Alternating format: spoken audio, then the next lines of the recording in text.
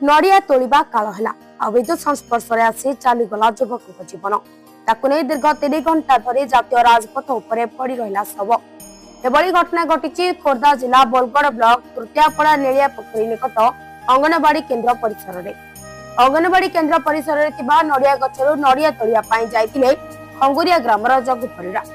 किंतु नड़िया बाहुंगा कड़े 33 केवी विद्युत लाइन संस्पर्श आसवा कारण घटनास्थल में गछ उपरे प्राणवायु उड़ी जाइतिला युवक जगु परिड़ा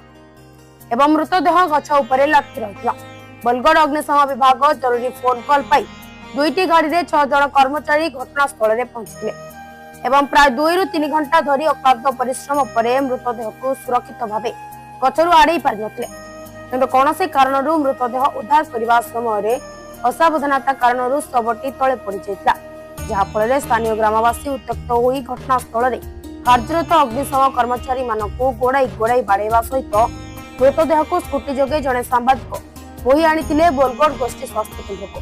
सेठारे डाक्तर जगु को मृत घोषणा करने पर ग्रामवासी आहरी उत्थित होई मेडिकल रू स्ट्रेचर सह मृतदेह को नहीं बोलगड़ NH 57 बोलगड़ तहसिल कार्यालय आगे रखी रास्ता रोक करथिले। Bureau report Sarvashakti news.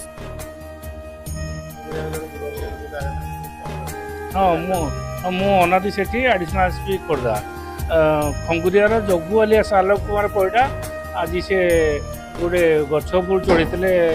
आमर कोकोनट ट्री उपरको से काटिला बेले से विद्युत तार संस्पर्श आते जहाँफल मृत्युवरण होता और लोक मैंने से विषय एजिटेसन करते आम बुझाबुझी कलु सरकार तरफ 20,000 टंका एवं आमर इलेक्ट्रिक डिपार्टमेंट तरफ जहाँ साहाय्य आम सब प्रोवाइड करूँ और लोक मान साहाय्य करूँ ये प्रतिश्रुति पर लोक मैंने एजिटेसन भंग कले और निज निज पाठ गले सी जहाँ अभियोग कर इन्वेस्टिगेशन बेले